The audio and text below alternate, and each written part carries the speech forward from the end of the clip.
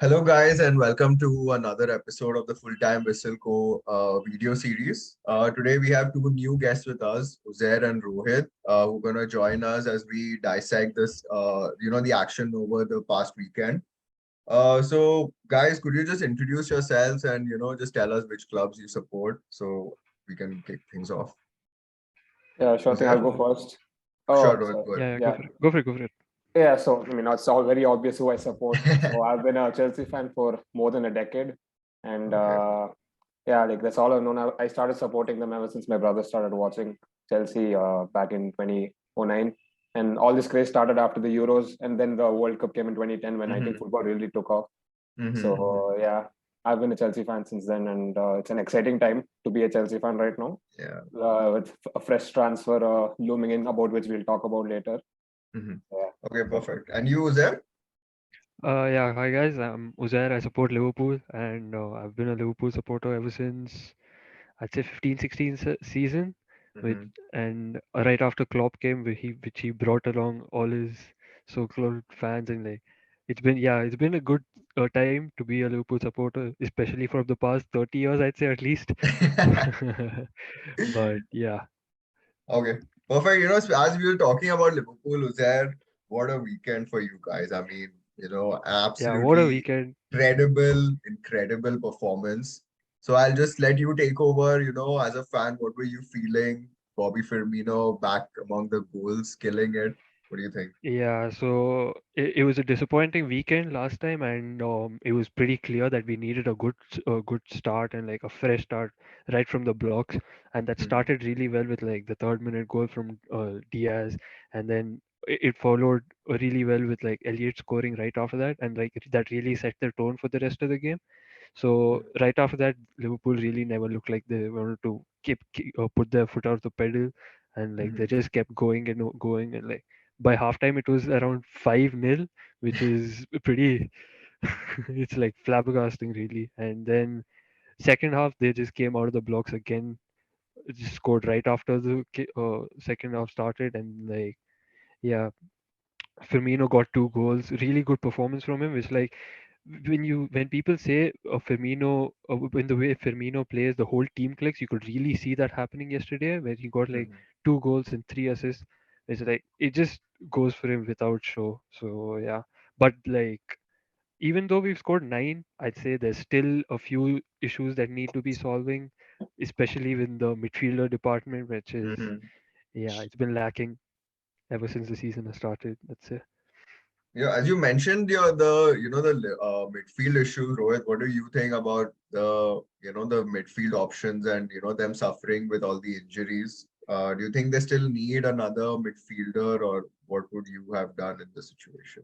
Yeah, I think they definitely do need a midfielder. Like Klopp's been very clear about it that when he Hmm.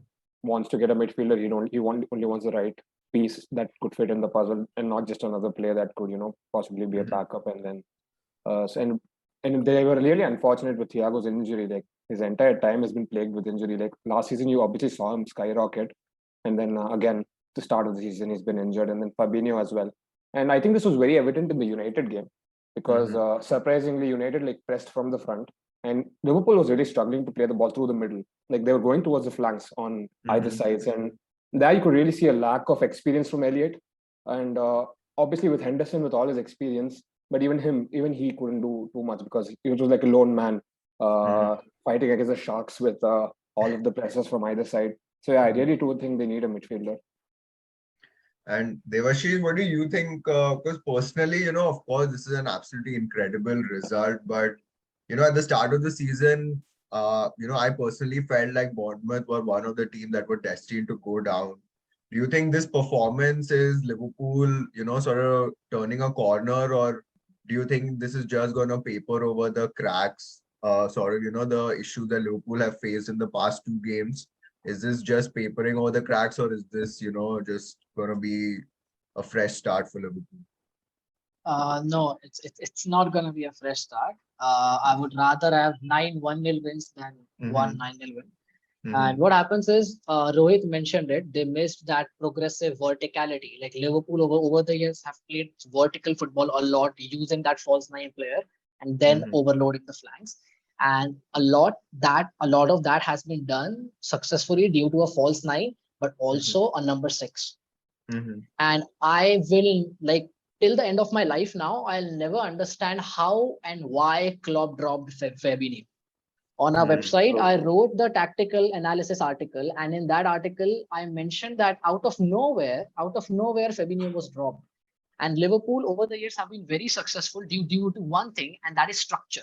The structural balance in this Liverpool team has been one of the best I have seen for a long time. And Fabinho was actually in the middle of balancing that structure by covering the runs of the fullbacks and stuff. He was dropped, and Henderson played 3 progressive passes in the whole game, and Harvey Elliott was the only one who was trying stuff, and he played 8 progressive passes in one match. And I saw tweets that he wasn't playing well. I was like, 8 progressive passes. What do you expect from him? So it was like everyone played pretty bad, and Klopp realized that he has made a wrong decision, and that's why Fabinho was on in the second half. And suddenly Liverpool were close to getting that second goal because the structure was back. And another thing which I think why they're missing is, if you see the gaps in the defenses, that gaps are because of. I understand Liverpool need a midfielder, and I'm not gonna say anything.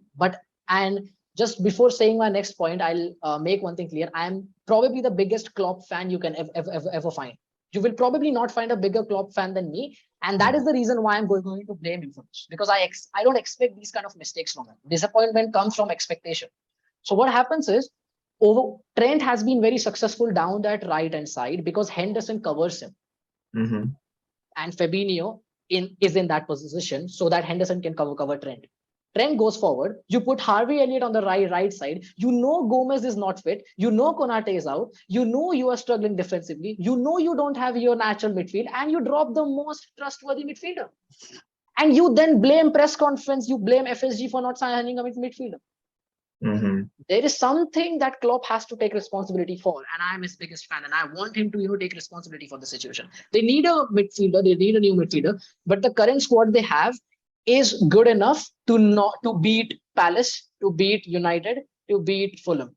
So as much as they need a new midfielder, I believe Klopp has the players and the tactical nous, and Pep Lingers alongside him, who is his assistant, who's a great tactical guy.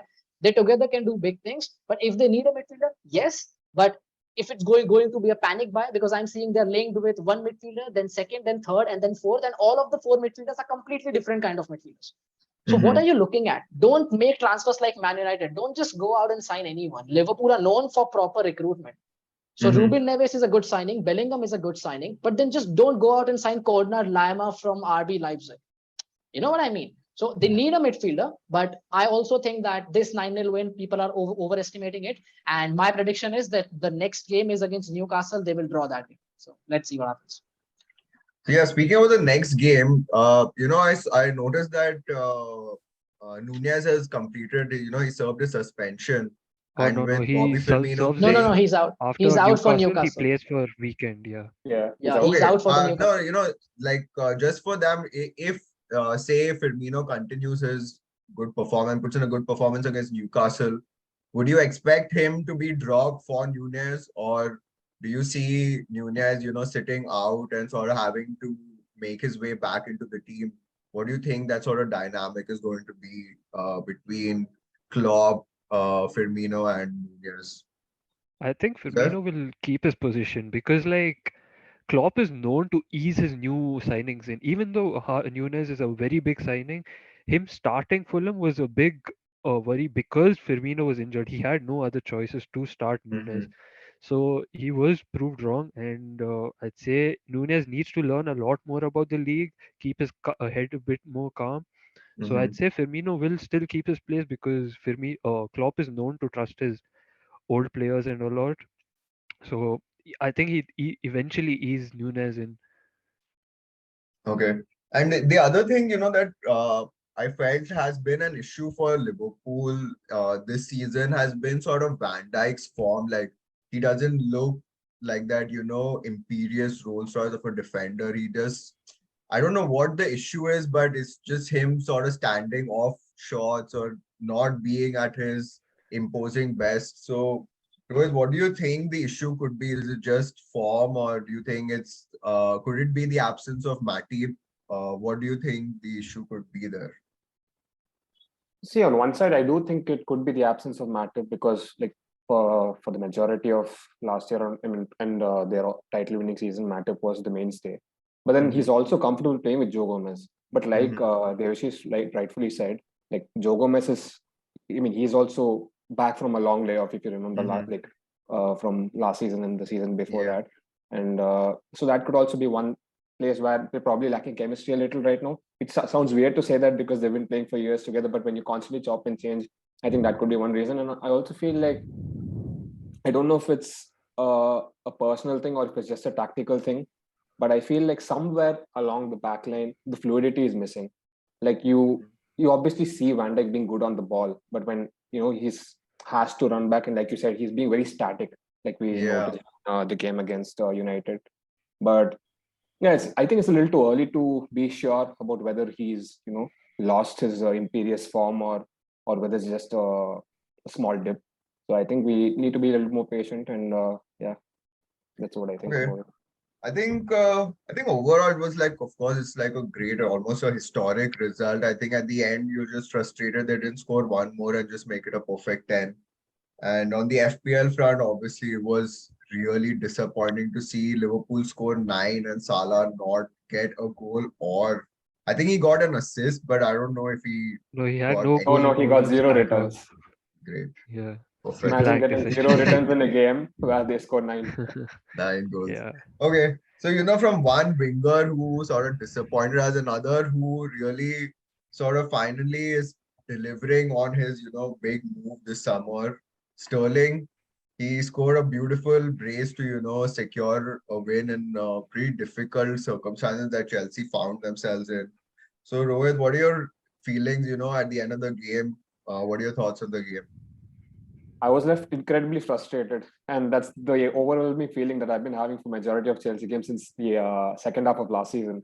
Ever since the sanctions, like everything started derailing and because of the injuries and whatnot. But specifically talking about this game, I think Chelsea were really good for the first 20 to 25 minutes until that red card, and after that they just had to hold on. Like despite getting the red card, I think they were on the offensive for about 10 to 20 minutes into, post that, and but they couldn't capitalize on it. They missed several chances as usual. And I think at the start of the second half, Sterling hit the post as well. And this was before he got his brace. So he could have actually had a hat trick. And his performance was outstanding. Like Tuchel mentioned in his post-match press conference that this was the sort of game where he needed Sterling to step up. And he did. Because, like you're defending, it's backs against the wall stuff. Leicester really went hell for leather towards the end of the second half. I think they hit the crossbar as well. They could have easily equalized or even taken the lead. And Harvey Barnes obviously scored an amazing goal, which I think Mendy should have done better with. And then, but these are the sort of games where you need like your two attackers to showcase some individual brilliance, which has been missing for the major part in Chelsea's games in, for the best part of this year, I would say, 2022.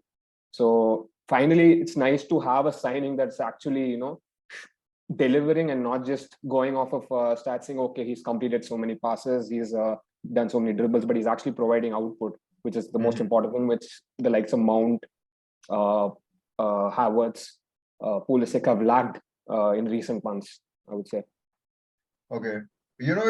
Speaking about his, as you mentioned, him being sort of the main man at Chelsea now, being the marquee signing, almost a leader among a pretty young attack.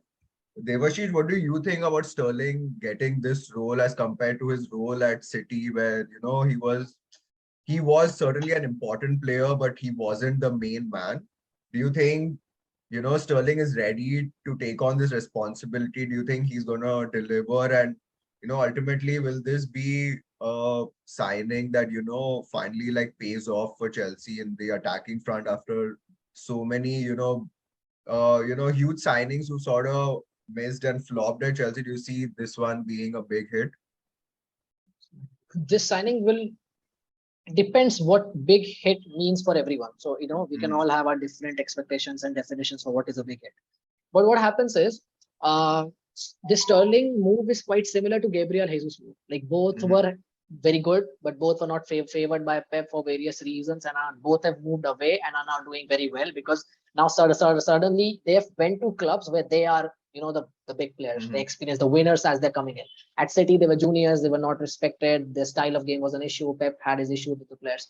What happens with Sterling is whenever I've seen Sterling play well is when he plays with a striker. So right now it's good. He's playing with two number 10s. Things are going good. They're working because it's the start. Same with Haaland. It's the start. Everything goes well. There will be times when teams actually analyze his game and then he will be found out because he's a lot of times I'm seeing him on the ball isolated, him making runs isolated. And he plays very well for England. If you have all noticed it. For England, he plays well. Why? He plays with the striker. He plays with the archetype, a typical traditional number 9. So if Chelsea gets someone of that kind, then it's good. But so far, I think this signing will be a good signing.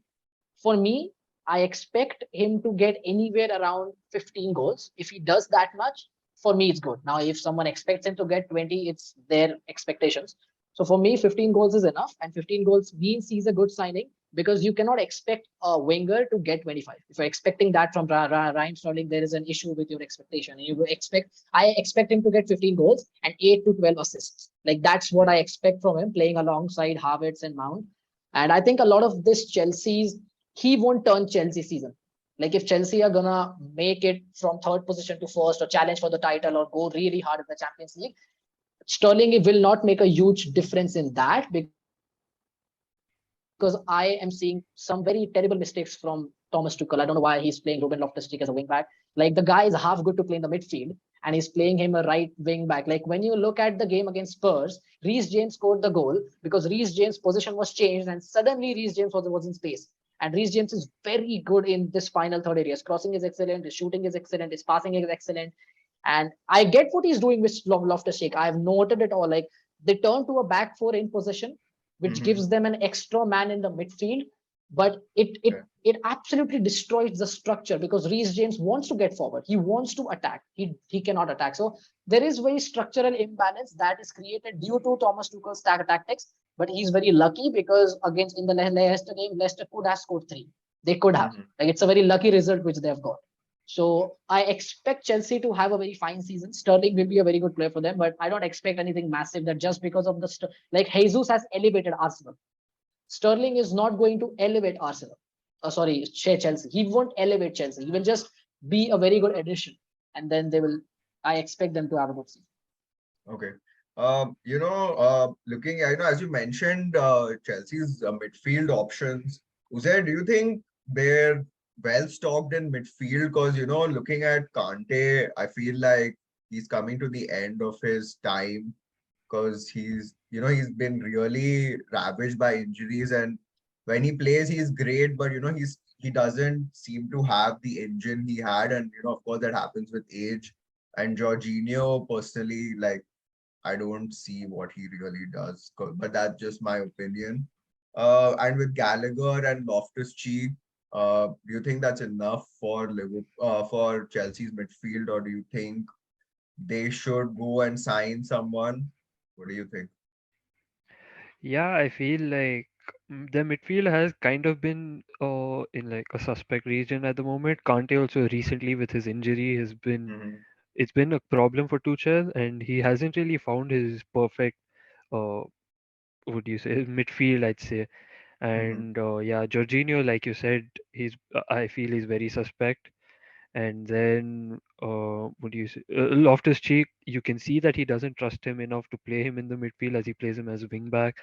And then he has quite a few. Yeah, Conor Gallagher, he's very young. He needs to like ease into the team as well.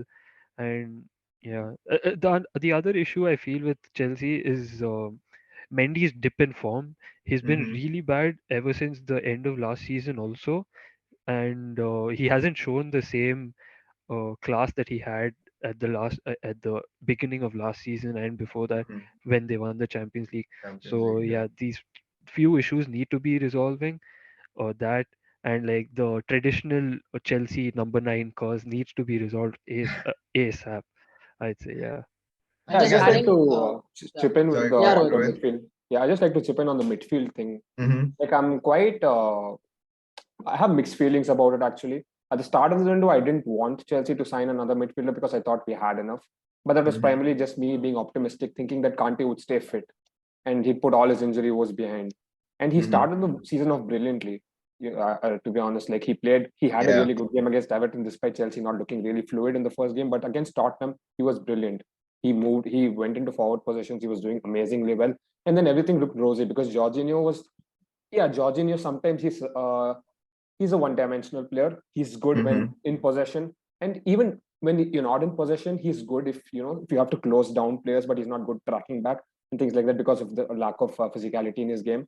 But they are a really good combo, Jorginho and Kante. But the problem is when you remove Kante, Kovacic comes in. Kovacic is a great player, but he is also injured at the moment. But when Kovacic plays as well, he's not a player that he's a player that can drive the ball forward, but he's not a player that can stay static at times. Like Kante can do that, can do both. Like the thing with Kante is a lot of people have misjudged his game in recent years, thinking that he's a lone DM, wherein he's much more than that. He can attack as well. He's really good on the ball. But he also has the defensive side to him. Kovacic, although he puts in great sliding tackles that make the Stamford Bridge crowd stand up, he's not that great defensively. He presses, he progresses the ball forward, but he's not a Kante in that sense. So that pair is also suspect. Now, if you go beyond that, now with Loftus-Cheek, it's really interesting. The reason why I think Loftus-Cheek is being paid at right wing back is not because Tuchel doesn't trust Loftus-Cheek in midfield. I feel that's because Tuchel didn't trust Chalobah to play at right centre back, and which is why he was forced to play Reece James at right centre back, and then eventually he had to search for options at right wing back, and Chelsea do not have another right wing back and Azpilicueta, his legs are gone. You can't play him at right wing back anymore. And I think Tuchel, despite Chelsea signing Azpilicueta for 2 more years, I don't think Tuchel really trusts Azpilicueta at right centre back against speedy attacks anymore because he just doesn't have the pace anymore, despite like all the amazing things he has done for Chelsea. So that's primarily why I think Loftus-Cheek, he's playing in more of a Devasi said, when in a back four, he plays like a right midfielder, but then in defense he has to track back and play as a right wing back. And he finds himself a lot in these positions where he is sometimes clueless, if I may use that word, whether to cross or to cut back. And that comes effortlessly to Reece James. As you notice in the Tottenham game where, the moment he was switched to right wing back, he played an amazing cross to Havertz, which Havertz couldn't convert. But that was one of the crosses of the game, or even the season until now. So that's the major problem with Chelsea's midfield. And Conor Gallagher, his major strength is coming into the box. Playing as that box-to-box midfielder, and when you play Conor Gallagher as a player in a pivot along with Jorginho, you're literally destroying his capabilities. I love Thomas Tuchel, but I don't know why he's gone for this approach of playing Gallagher in midfield along with Jorginho. He's playing extremely deep and away from the opposition box, and because of that, his game is being nullified, and you can see his inexperience against Leicester. He had gotten a yellow first for his foul on Keenan Dewsbury Hall. And clearly he lacks the experience, okay, you're on a caution. You have to be a little cute and clever with your play for the rest of the game as a midfielder. You can't just hold a player back or tackle him, and that just doesn't come naturally to his game. He's also another Kovacic type of player, but more box to box. He presses well, but he doesn't defend well in that way. So, there are a lot of issues right now, primarily because Kovacic and Kante are injured together. But Kovacic obviously came back against Leicester, and I think despite the fact that we need another signing, I think we should be, if provided everybody stays fit, Chelsea's midfield should be fine. But when injuries happen, they're extremely susceptible because the backups are not as good as maybe that of a City, where Calvin Phillips easily slots in for Rodri, or maybe even for a Liverpool where, Fabinho or even Keita, despite his lack of this thing ever since moving from Leipzig, he's still a good enough player to come in, slot into that role. So yeah, that's mixed feelings on that. Yeah, Devashish, you were going to say something. Yeah, I was just saying that I think, as I analyze things, I just see a lot of the time, whenever something goes wrong in a club, people just go, sign a player. They're conceding 4 goals in one game, sign a player, sign a striker, as if that will solve everything. Like, you have a coach, man, he's earning million pounds a week. What is he there for? Coaches are problem solvers. Right now, Klopp and Tuchel are creating problems for their own team. Tuchel is literally asking his players, multiple players, to do things that they cannot do. Edward Mendy is a shot stopper. He's not a distributor. He's asking him to distribute. Conor Gallagher, as Rohit rightly said, I'm one of his biggest fans. Last season at Crystal Palace, he was amazing. Why? He was getting in the box, attacking the ball. He's not bad at passing, but he passes the ball, he makes his way into the box. He's asking him to be deeper. He's asking him to control the game. He's asking him to defend a lot. Ruben Loftus-Cheek, he's also a very technically gifted midfielder who likes to score goals. If he plays in the midfield, he will score goals. But if he plays in the front three, in that 3-4-3, in the front three, he will be a good player instead of Havertz or Mount whenever they are given a rest or something. He's asking him to be a wing back. So there are multiple issues. He's asking players to do things which they cannot do. And if I know they cannot do this, Tuchel must know they cannot do this because he's literally working with them every day. So it's signings are not like signing 1 or 2 players is not always a solution. Managers are there to do a job, solve the problems, don't create problems. Be sensible in your decisions, because if I sitting here know he's making a mistake, Tuchel must know he's making a mistake. Okay, so after wrapping it up with Chelsea, let's move to their London rivals. Arsenal, who, put in a really good showing against Fulham, going a goal down and then coming back, scoring 2 goals and a late winner even. I think that really cements them as a contender for the title even. So what do you guys think about their performance? Yeah, so I was watching the game. I was watching the Arsenal game, and Arsenal looked really good, really good in the first half. The only issue they had was they weren't creating as much, and yeah, they had no shots on target. Second half started, and Gabriel made a mistake, and he just presents it to Mitrovic, and he scores. The difference between the Arsenal of late and Arsenal right now is their character right now. Earlier, you could see that Arsenal wouldn't have come back. Their heads would have dropped and they would have conceded 2 or 3 more goals.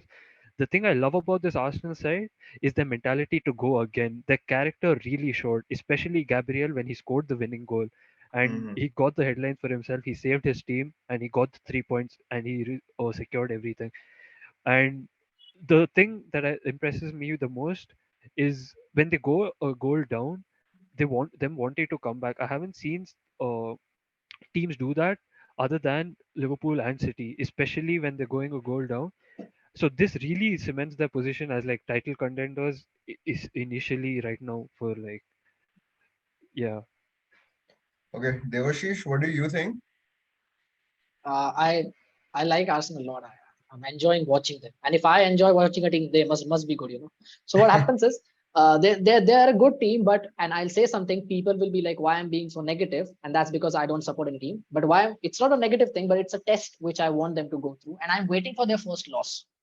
I'm seriously waiting for it, not because I'm a Tottenham or Chelsea fan or I don't like Arsenal. It's because that's the biggest test a team faces after the honeymoon period is over.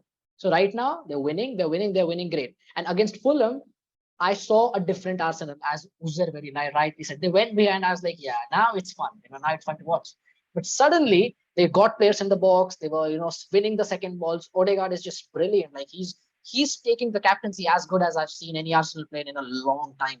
And he's doing very also well. Came on and he changed the game. Yeah, and Nketiah's movement and Nketiah's first touch was excellent. Like I was like, he was his first touches, his first touches were brilliant, and they were doing really well. They came back, showed great character, but I think they were at home, if I'm right? Yeah, they were. Yeah, they were at home. The so there are crowd two things. helped them. Yeah, they were at home. So right now, 2 tests are remaining when they go behind away from home, and when they lose that first game. So when they lose that first game, a lot of the things will change. And one thing which I feel really bad for Mikel Arteta in this situation is the structure of the team, which I always say is maintained by Fabinho at Liverpool and Rodri at Man City, and these players who control the structure. Thomas Partey does that at Arsenal. And in every position, I'm a massive Thomas Partey fan. In every position, when a player go out, Arsenal have a backup that is not good as the first choice, but it's not very bad.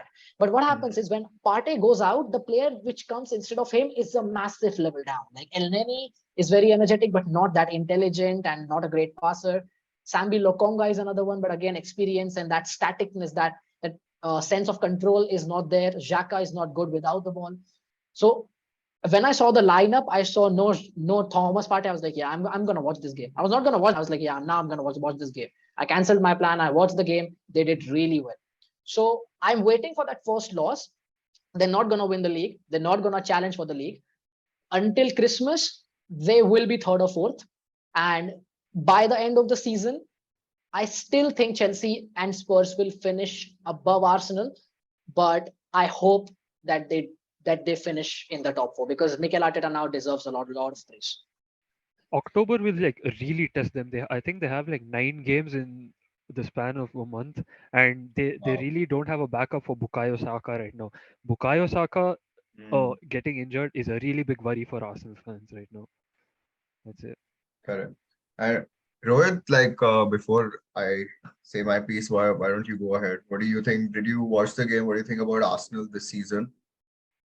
Yeah, like the thing with Arsenal right now is it feels like they have this character to them. Like, Mm-hmm. like like the guys mentioned, Odegaard being captain has really brought out the responsibility in him as well. Like for all these years, he's always been the wonder kid who is like flattering to deceive. He's there but not there. He was really good at Real Sociedad, but he never got a chance at Madrid. Is he good enough for Arsenal? Is he just the Arsenal level? It was like that kind of question. But then he's taken it by the scruff of the neck. Like he's technically so good, but he's also not afraid to take shots and try different things or probe into the box. So that's one of the things that I really like about him. And I feel like they have a really good young attack right now. So the thing is, ever since Arteta came in, he had to offload a lot of senior players like Aubameyang and Lacazette and so on and Nicolas Pepe. And he's built the team from scratch with young players like Emil Smith Rowe, Gabriel Martinelli, Bukayo Saka. So they're all grown up with each other, and not necessarily in terms of age, but in terms of their playing style and everything. So they understand each other a lot better. They understand each other well. It seems like they're playing as a team. And even the defense, a lot of issues have been sorted. Like initially, like defense used to be Arsenal's biggest problem. Like they always were fluid and amazing in attack under the Wenger era, but defense was the something that that really troubled them. But I think despite Gabriel's mistake, I think defensively they've been solid as well. But I think Partey got injured, if I'm not wrong. So Partey and Yeah. Zinchenko are injured Yeah. right now. So I think that will really test Arsenal, because last season when Partey got injured, they were extremely leaky and they struggled, and that is when I think the form dipped also. So now it will be very interesting to see if El Neni can deputize for Partey, because Xhaka is doing well, but he's not the same mold of player as a Partey. Partey is literally your shield, and he can also progress Exactly. with the ball. So that's really interesting to see. But even though I'm a Chelsea fan, it's nice to see Arsenal actually showing some character, because in all these years they've always been about playing fancy football and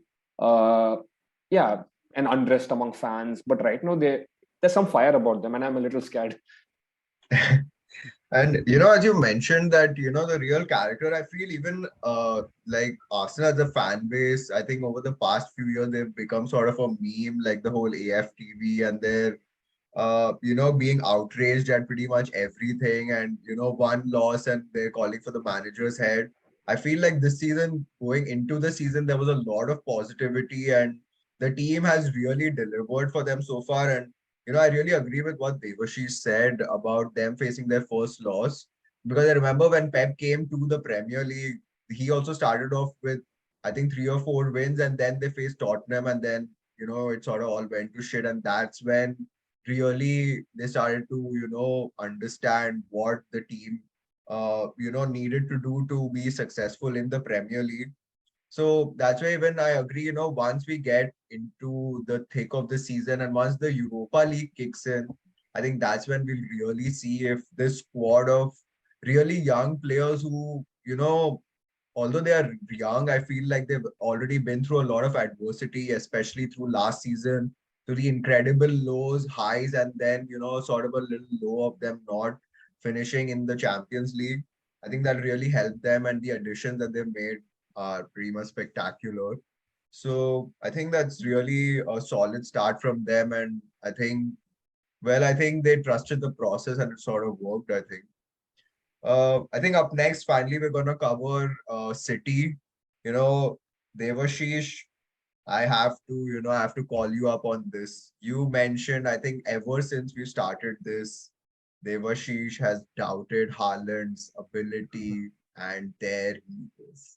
Devashish, a hat trick, coming back from the dead, saved City. And I feel like, I don't want to say it, but I told you so, bro.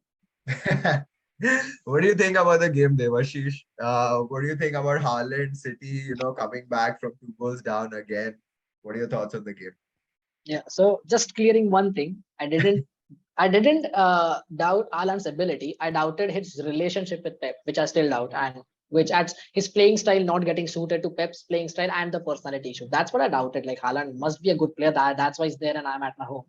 So what happens is the game was good one, and I my bold prediction for this season was that Man City are not going to win the league, and I stick by that because you concede 2 against Palace, 3 against Newcastle. There is something wrong with you. There is something very wrong with you. This conceding goals again and again can be solved if Pep puts Calvin Phillips into 3. I think he will solve that problem by being that shield, which Rodri struggles to be because Rodri cannot really cover this distance quickly when they're struggling, when they're facing a counter-attacking side, which they did with Eze and stuff like that. So Haaland has been amazing. And when I saw the score at halftime that Crystal Palace are winning, I changed the channel and said, yeah, now let's watch this. And then out of nowhere, they just came back. So it was a great comeback. They won the league in a similar way. They did the same against Newcastle when they came back. Now they have done the same against Palace. But believe me, this is not a game plan. You cannot expect your strikers to get you out of jail every game. Doesn't matter how good they are. You cannot expect that. Defenders have to do their job. And the one thing Pep does not do is does not focus on his defending. I've seen Pep not taking any action, like literally not taking any actions, conceding 2-3 goals every game. But if he does not do that, very soon they will be found out. And very soon Haaland will have an off day because he's a human. Everyone, they will have a off day. And the team in front of them will defend in a proper way. Haaland has yet just played like 3 or 4 games. As I say, now football analysis is on a very high level at that level. The coaches of other teams will work on this. They will work on a system that will stop Haaland. Liverpool stopped them in the Community Shield match. I know how they did that. Teams will work on that and teams will find a solution to that. And Pep will have to do something. And the only way Pep can keep going and win consistently is he has to focus on his team defending. You cannot concede 2 and 3 every match and expect Haaland to score 3, even if he's that good. So great. Haaland has started in a much better way than I expected. I have to say that. I didn't expect this kind of start, but still I expect him to be dropped. I expect a rift and Man City will not win the league because you can't keep conceding goals like this. Uzair, what do you think about the game? I think even on Crystal Palace front, I think they were really impressive. Any thoughts on them and what are your thoughts on the game overall? Yeah, Palace have looked really good. Patrick Vieira is working his magic on these players. For Palace to get this result without Wilfried Zaha, it says a lot about them.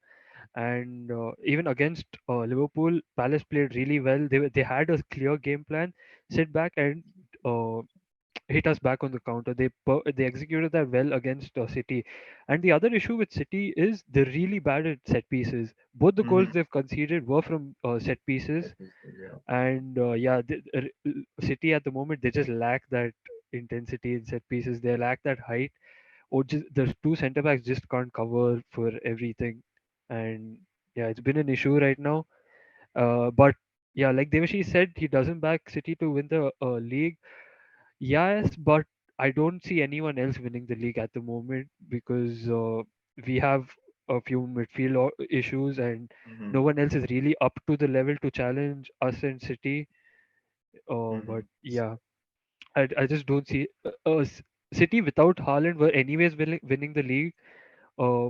Adding Haaland to that, I don't think adds much to it. And like you said, Haaland, he doesn't get into the play, but what he does is he finishes. Like the last match, he had 8 touches and he scored 3 goals, which is just mental for a player at that level. No, he's brilliant. He reminds me of Ruud van Nistelrooy, if you watched him. Yeah, like you know that goal, I think it was against Palace or Newcastle, where he had 2 defenders and his first touch was from his outside of the left foot. Then he did a small second touch and his finish was like a blast. Goalkeeper was like, okay, now he's coming. I'm setting myself. Are ball gayi. I'm sorry to speak Hindi. I just like speak Hindi naturally, so I'm sorry. But like, the ball went and he was like, shit. Like I just ball was right here, right now, and the 2 defenders he is brilliant. He reminds me of Ruud van Nistelrooy's touches, is the use of the body.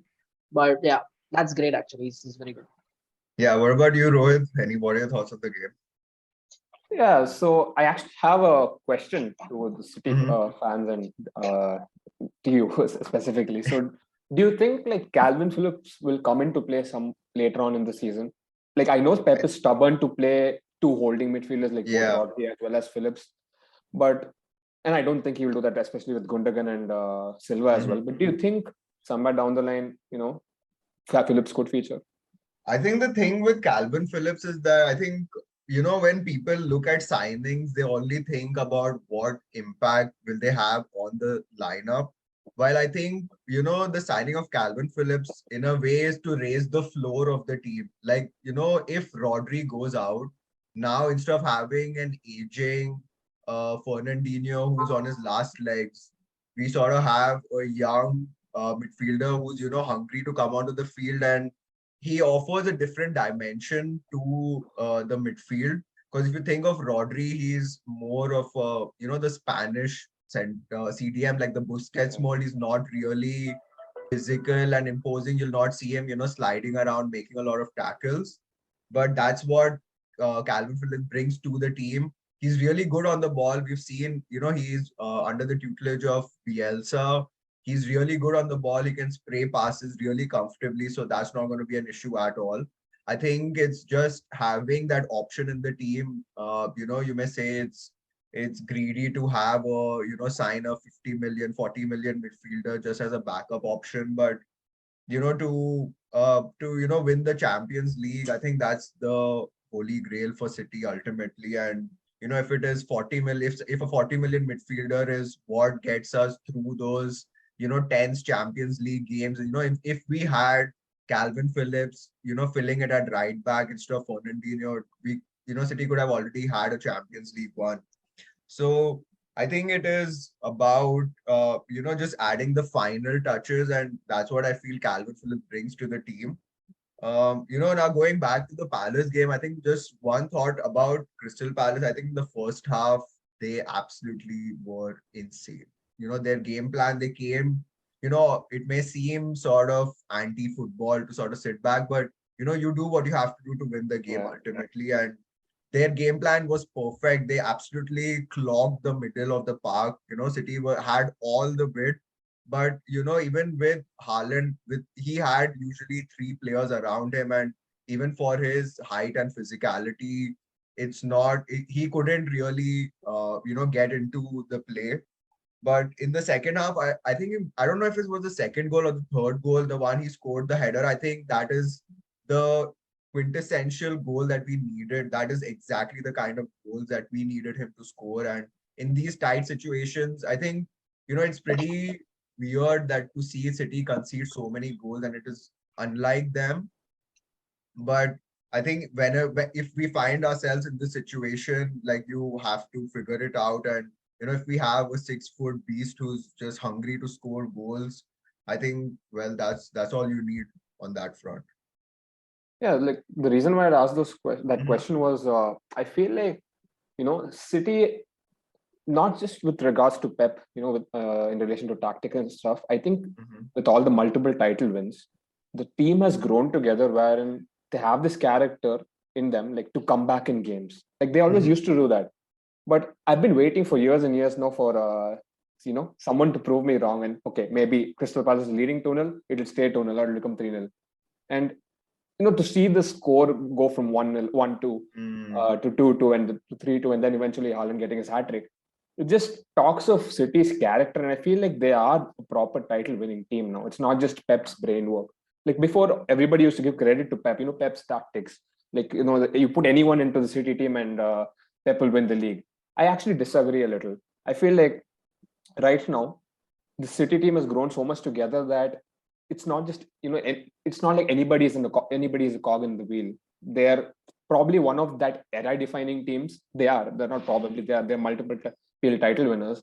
And so yeah, it's just I've run out of superlatives for them, to be honest, because I was not expecting that. Because Crystal Palace is usually City's bogey team, and I think they've beaten them at the Etihad in the last 2 seasons. I think last season we didn't pick up any points again. I think we picked up only 1 point. I think it was a 0-0 draw and a 2-0 loss to them.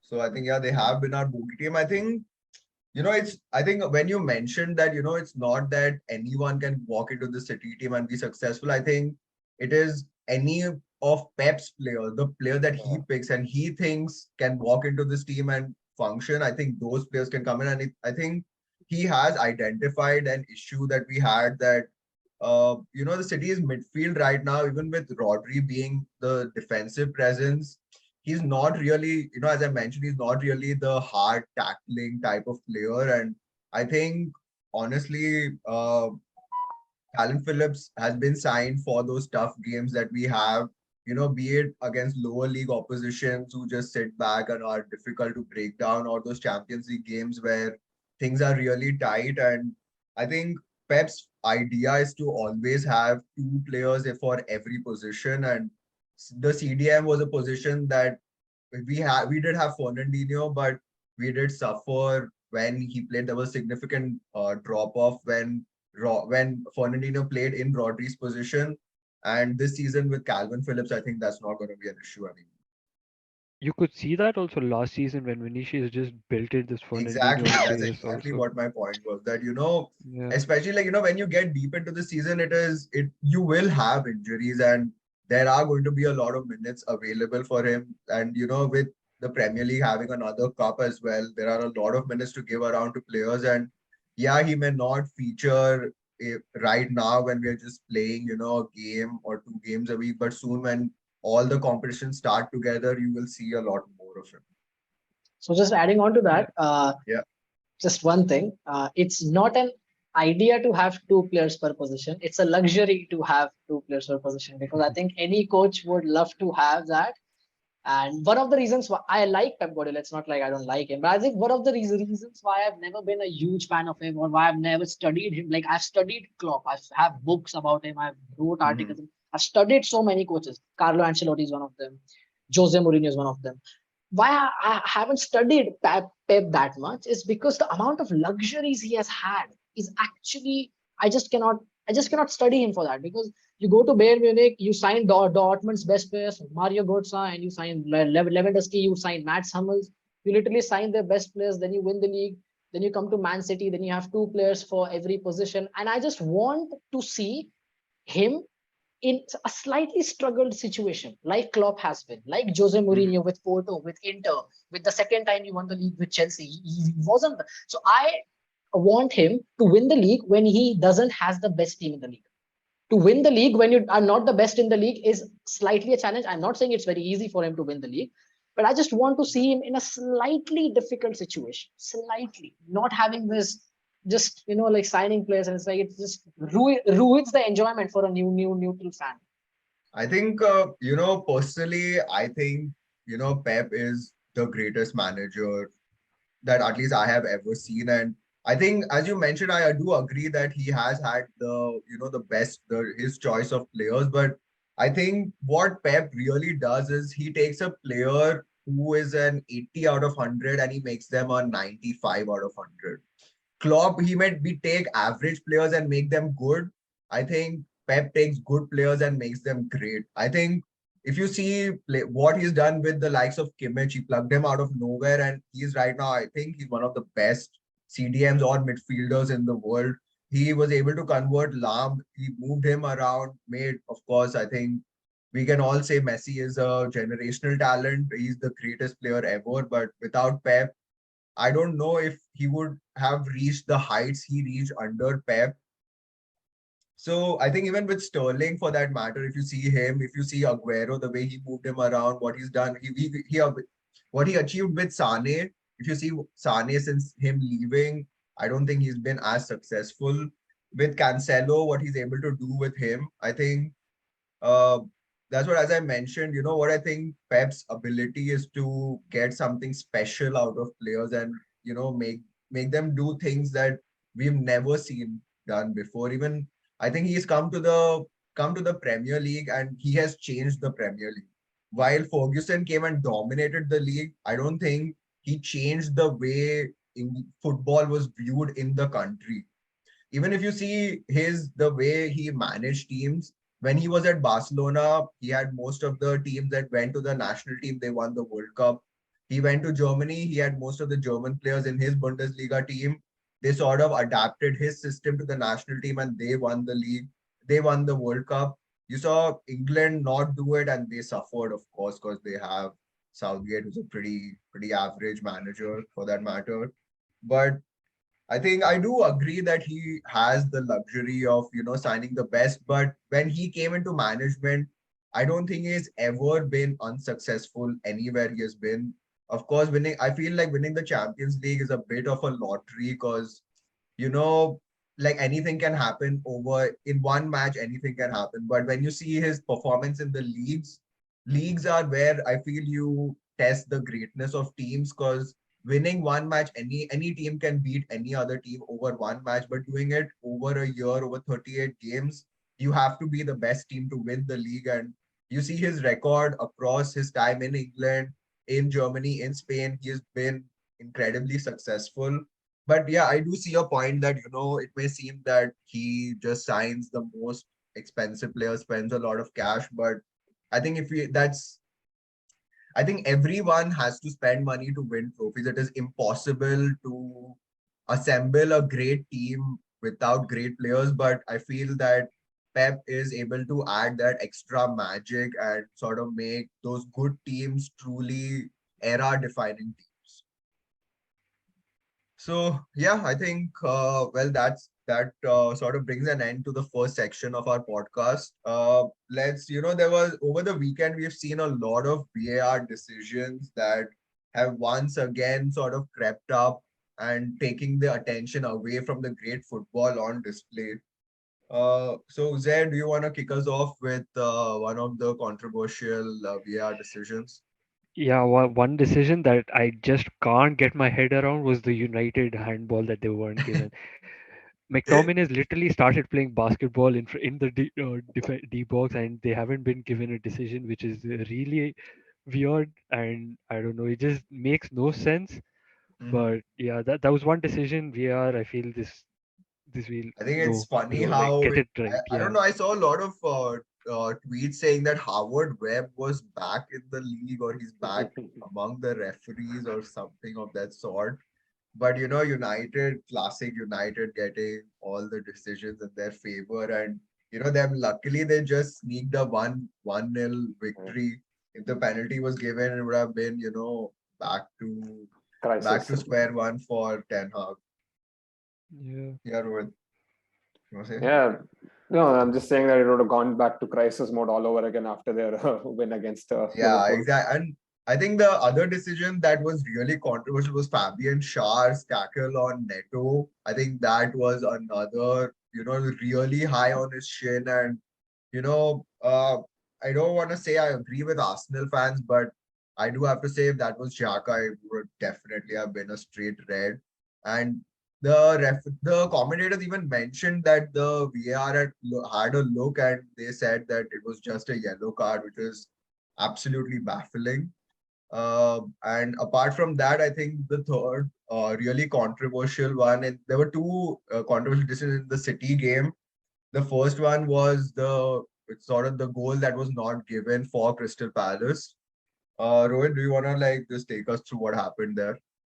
That was it was a weird sequence of events actually. So it depends on which camera angle you view it from, I guess. Mhm. So from the angle I saw it from on Twitter, it felt like Ederson had released the ball and the ball did leave his hand, and yeah, it just feels like it's one of those decisions that wouldn't go against you if you're one of the big teams, and if you're probably one of the teams, if it had happened to Crystal Palace, I feel like it would have at least been debatable.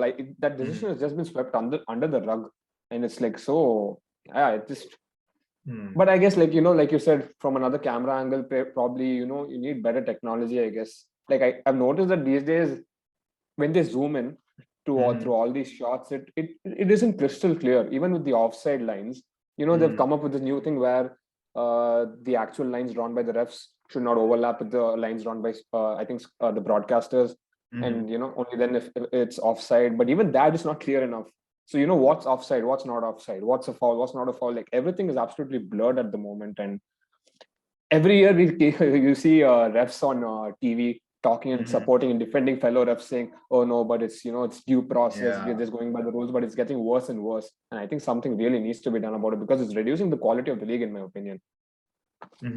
I think the other decision that was really, sort of had me on edge was Haaland sort of high boot where he basically kicked Anderson's head off. where, it was a really high ball that had come over and Haaland sort of, wanted to reach out and control it, but Anderson put his head in and, got absolutely wiped out. And, at first glance, at least personally, I felt that was a red, but, there was just a cooling break and he was just given treatment and the play sort of just continued and nothing happened. So I was a little confused about that. So I think, okay, enough about BL. I think let's get back to the action. We're coming to the end of the transfer window, and there are some, the deals that have been completed over the past weekend. There are two really big deals that we have to talk about. And first, let's start with the blockbuster news of Anthony finally arriving at United, after being quoted by the Manchester club for, throughout the window. They finally, agreed and given into Ajax's demands and sort of signed him. So, okay, let's start actually with Devashish. What do you think about the transfer? Do you think the front three, United's trio of Anthony's, will they bring back the 21st title to Manchester? Yeah. So I think no. And what will happen is, I actually, Eredivisie, I don't think it's even telecasted in India. So I haven't really watched a lot of Anthony. And even if it would have been telecasted, I wouldn't have watched. So the point is, Anthony, I've seen some videos him on the left. I think he's left-footed, right? Yeah, left-footed. Yeah. So I've seen some videos on the right wing going beyond 3+. I've seen that one video 50 times, and people are saying it does that every match. I've just seen one video. So 100 million for an unproven player who, I think he scored 8 goals in the area. He wasn't into double figures for goals or assists. No. And He's the never only been, reason, the only reason why he has been signed is, first, it's Man United and it speaks for itself. And second, he has worked with Erik ten Hag.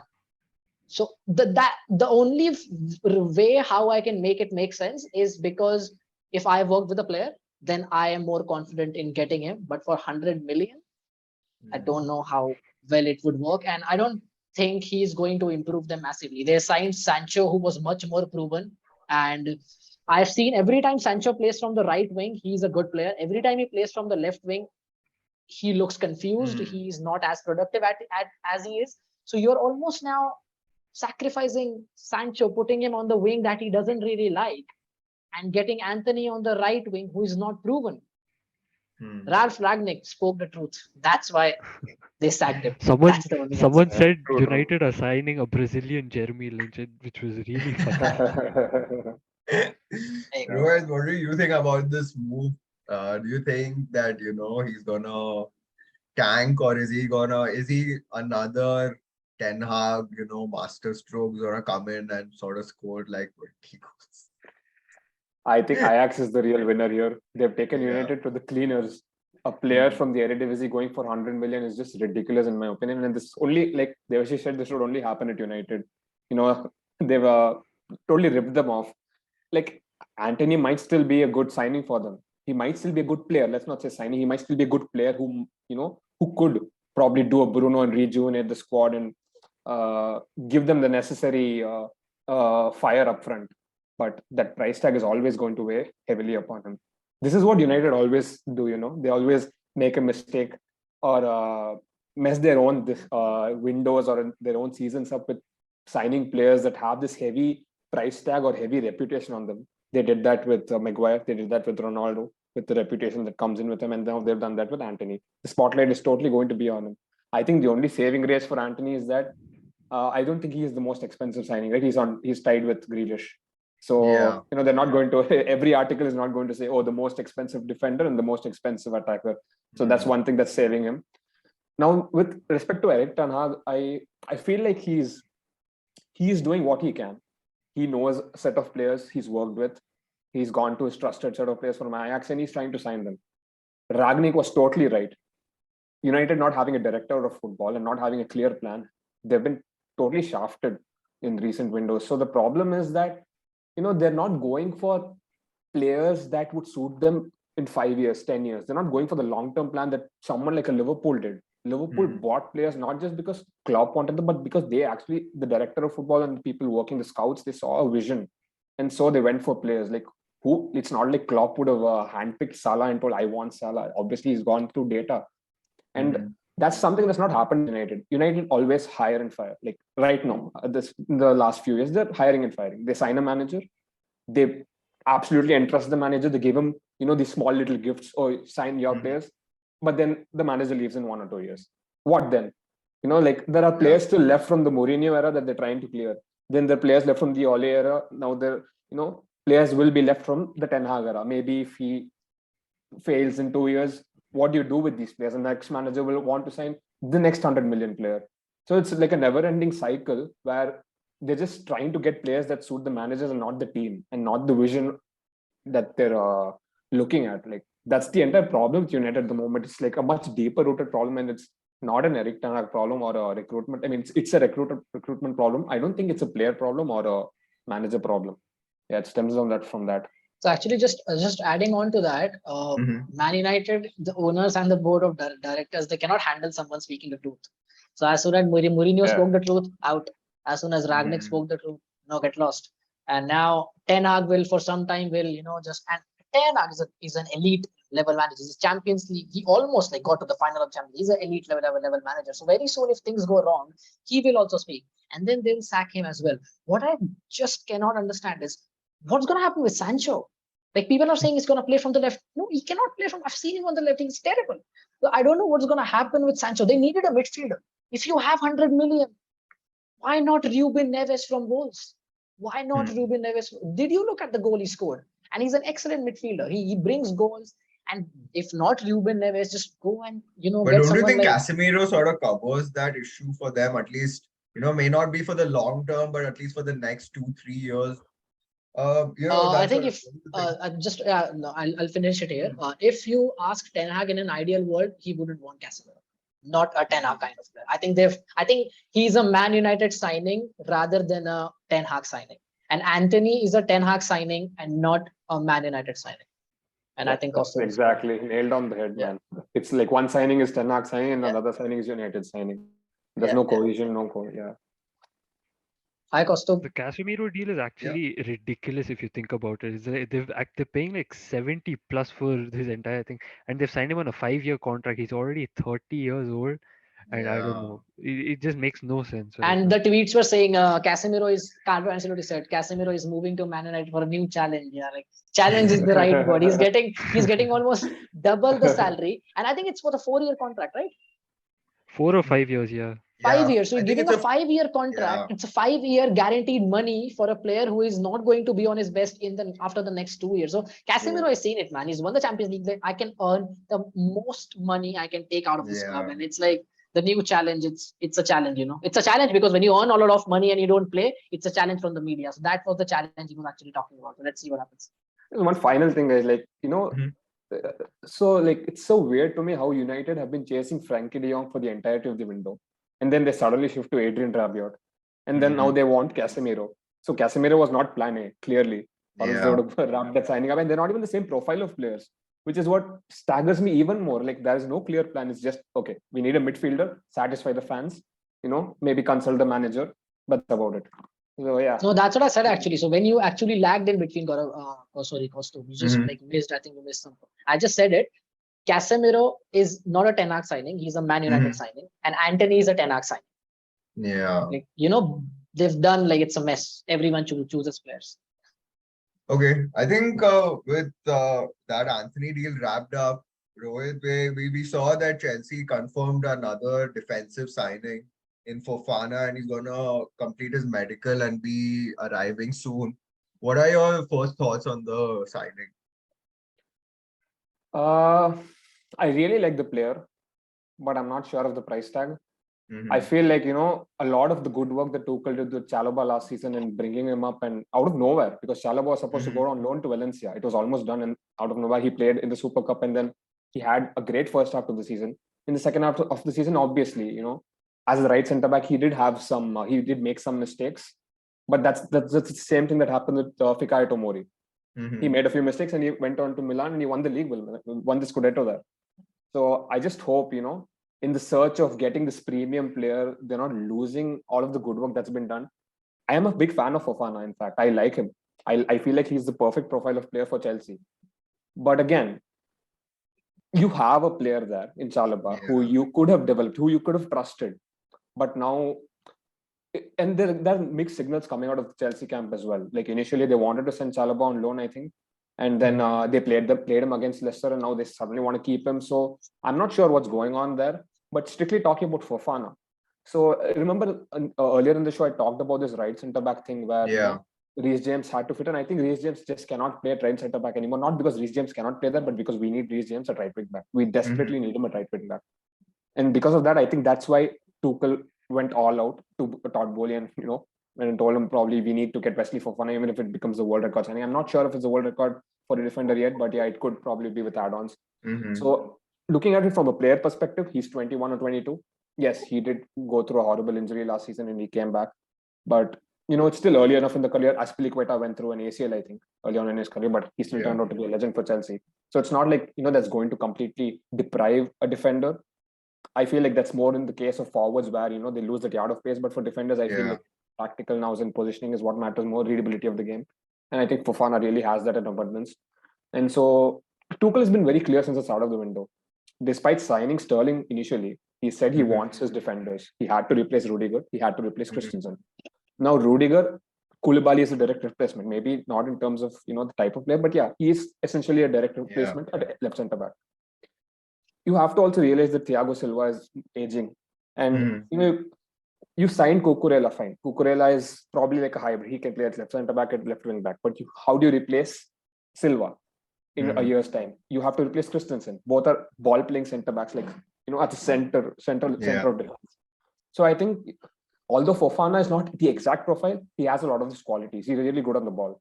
So I think in that sense, Chelsea are building a backline for the future, and not just, for this season, signing temporary world-class players for a season or two and just moving them on. So in that sense, I feel it's a good signing. I'm really happy. Okay. You mentioned, Chalobah's progress over the past season, and it's sort of being hampered now with the arrival of Fofana. So, Uzair, what do you see sort of Chelsea sort of going back to their their habits of losing out on their prodigious talents that they produce in favor of splashing big on new signings? Do you see this going back, or this is just like an issue that they needed to be fixed right now and they just went out and did it? Yeah, so like over the last transfer window, Chelsea have lost quite a couple of centre backs in three or four, I'd say, and they've only gotten two right now. So they need quite a few centre backs. But yeah, Chelsea are known for letting talent go that has been right under them. Like you can see Salah, De Bruyne, Lukaku, and a number of players that have just not worked out. Still hurts. Yeah, you literally have like the best players and you just let them go. Even with Tomori, you could see he's done really well after moving out. Tammy Abraham, when Chelsea don't have a striker, they just let him go. That makes no sense to me either way.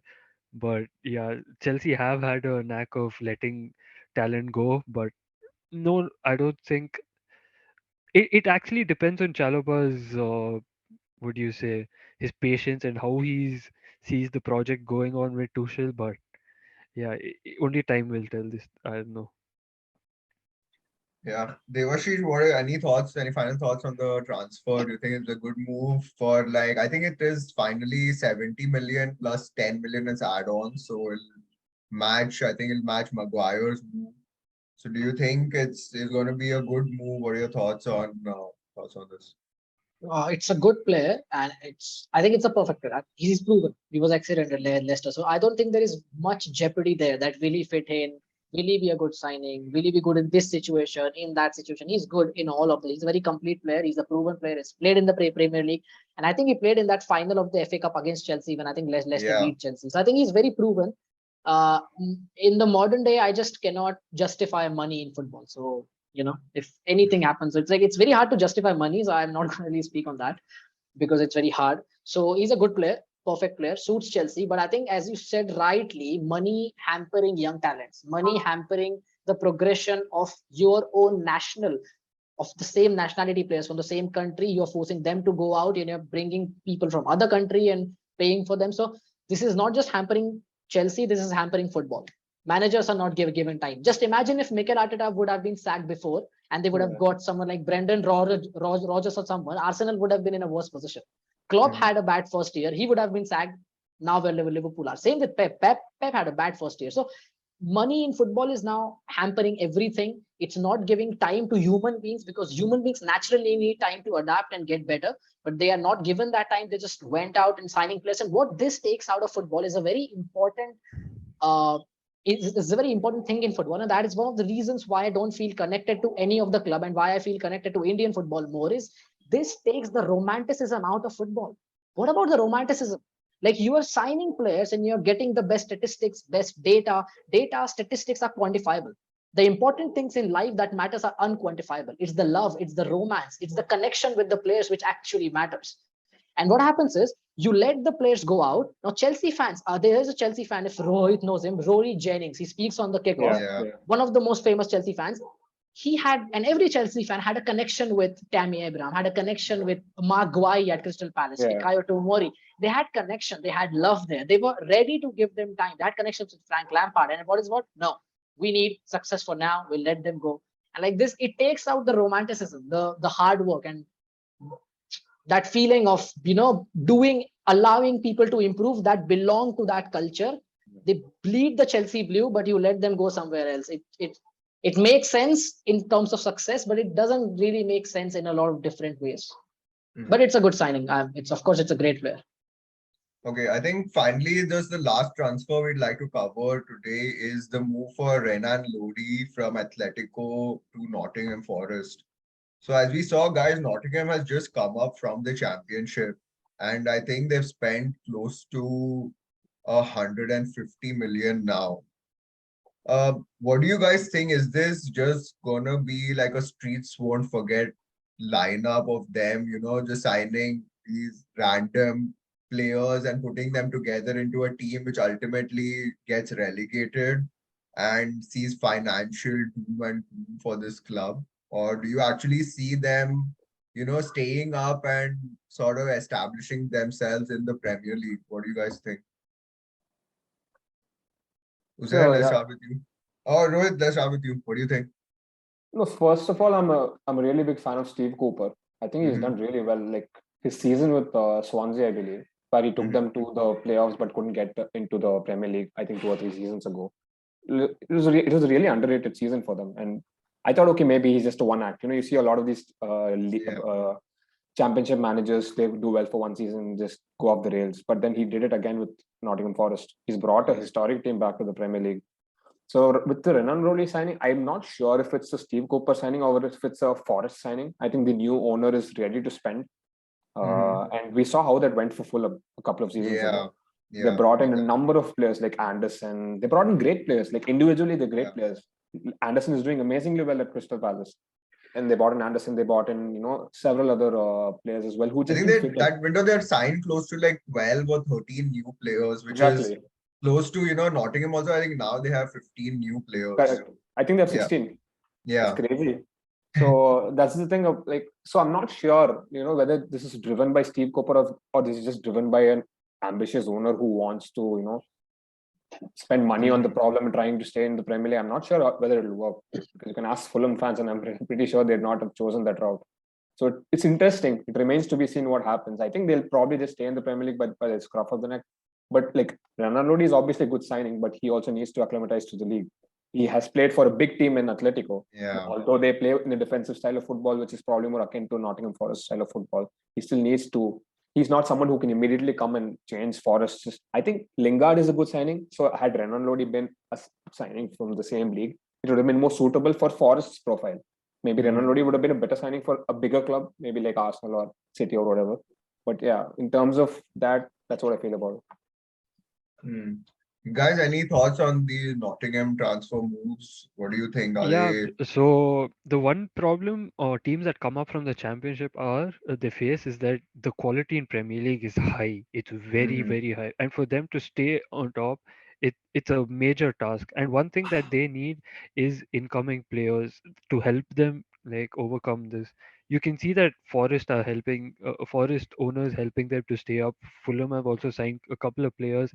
Bournemouth have done nothing. There's one Yeah, reason I feel like Bournemouth is just you haven't done much. I feel like in terms of your squad, you're just going to go down. yeah. I think they're Forest, just they gonna be have a the good Norwich chance. for this season. Yeah, They're they going just straight back down. come a season up and then just go Yeah. back down the next season. They Yo-yo just follow teams. that cycle. Yeah. So yeah.